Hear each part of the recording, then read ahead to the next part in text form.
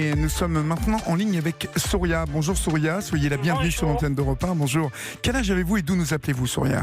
Je vous appelle de Vendée, j'ai 57 ans. D'accord. Et ça fait 11 ans que je suis assistante familiale. Voilà, depuis 2008, vous êtes famille d'accueil. C'était une vocation au départ. Comment c'est arrivé tout ça? Pas du tout. Je m'occupais de la saison culturelle d'une ville d'à côté et je connaissais pas du tout. Enfin, j'étais loin d'imaginer qu'un monde. Maintenant, je l'appelle le monde parallèle en fait. Oui. Ce monde des enfants maltraités. Enfin, quand on a soi-même été parent, qu'on a élevé ses enfants. Enfin bon, que voilà, on n'imagine même pas en fait qu'il puisse y avoir autant de souffrance en France. Nous étions en train de l'évoquer avec Ombline hors antenne. C'est vrai que on oublie qu'on parle de petits, on parle et que nous avons, tous les deux des enfants, Ombline et moi, et que ils ont beaucoup de chance. Voilà, ils ont beaucoup de chance et que on oublie souvent que plein d'enfants chaque année sont placés parce que victimes de maltraitance, victimes de violence, en tout cas pour tout un tas de raisons. Ouais. Quel souvenir vous gardez des premiers enfants que vous avez accueillis, Souria? Est-ce que vous aviez peur? Vous vous sentiez préparé à faire cette mission? Alors, on a une formation. Toutes les assistantes familiales maintenant ont une formation obligatoire. Oui. Donc, on est préparé, mais on peut jamais l'être en fait. On parle d'humain et en fait, on ne sait pas du tout quel enfant on va recevoir. On ne sait pas du tout comment lui il va nous recevoir.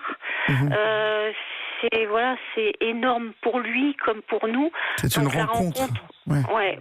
La rencontre va se faire ou pas, et on est obligé de faire avec quoi.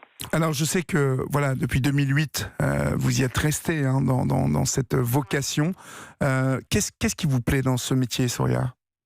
C'est des petits instants. Alors déjà, moi, j'ai une maison qui est faite pour le partage. Elle a toujours été faite pour le partage de musiciens, pas seulement d'enfants. C'est une maison qui est c'est la maison du bonheur.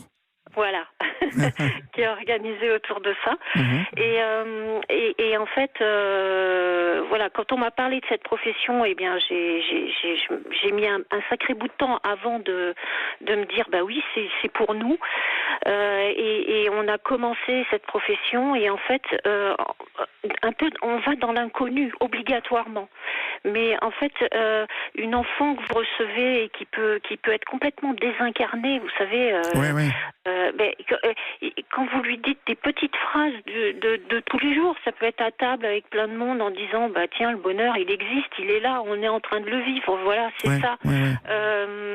Quand on lui explique que son enfant c'est un tout petit bout de sa vie, mais que plus tard il y a le bonheur derrière, puisque si elle le décide, il n'y a aucune raison qu'elle ne l'atteigne pas, et que vous voyez un enfant s'incarner réellement, c'est ça en fait, c'est ça qui vous nourrit, Ah oui, c'est immense, quoi. Et alors, au milieu de tous ces sentiments naissants, de ce bonheur que l'on peut apporter à ces enfants qui jusqu'à maintenant n'en avaient presque pas connu ou pas du tout, comment ne pas s'oublier soi-même et sa propre famille quand on est famille d'accueil, parce que je suppose que vous avez un mari, des enfants, comment composer justement avec ces enfants?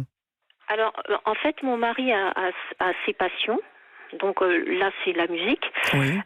Et moi, j'ai fait d'autres formations. C'est-à-dire que je suis allée, moi, par exemple, vers le shiatsu. Mais je conseille vraiment à tous les assistants familiaux, effectivement, c'est vraiment la bonne question de ne pas avoir la tête dans le guidon tout le temps. Parce que c'est trop difficile. On a un tel poids sur les épaules. Ça doit demander vraiment une énergie énorme. Oui. Elliot, en début d'émission, nous disait que certaines familles d'accueil ne faisaient ça que pour l'argent, que ça leur rapportait. Vous dites que c'est très compliqué financièrement. Expliquez-nous pourquoi. Parce qu'en fait, si vous voulez, notre fixe, pour un enfant accueilli, il est de entre 700 et 800 euros brut. Et donc c'est pas beaucoup. Ben non. Oui. Et quand je l'entendais dire, elle prenait note de tous ses déplacements et de tout. Mais parce que ça, c'est un enfant qui a eu du mal à accepter que c'était aussi un métier. Et toutes ces formalités, on s'en passerait bien, mais ça nous est demandé par les services. Bien sûr. Alors Soria, c'est vrai que vous parlez surtout quand on aborde cette question financière d'un métier, mais émotionnellement, que ressentez-vous quand un enfant s'en va, quitte votre maison du bonheur, et quelle relation entretenez-vous avec cet enfant qui est parti ?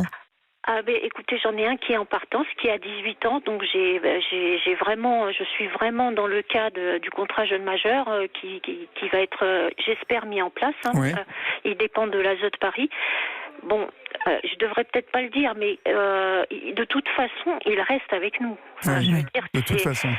Et oui, et puis j'ai même, enfin voilà quoi. Et tout à l'heure en mangeant, on parlait du Pakistan et mon conjoint disait tu pourrais faire ça au Pakistan. Voilà, les olives n'existent pas là-bas, ça pourrait être super parce qu'il est dans la cuisine. Ouais. Et effectivement, il répondait bah ouais, ça serait bien et tout. Mais moi j'en ai gros le cœur. Je lui souhaite en fait, mais j'en ai gros le cœur quoi. Je dis mais attends, je te verrai plus. Enfin. On a déjà prévu toute la famille d'aller au Pakistan. Ben oui, il est devenu l'un des membres de votre famille.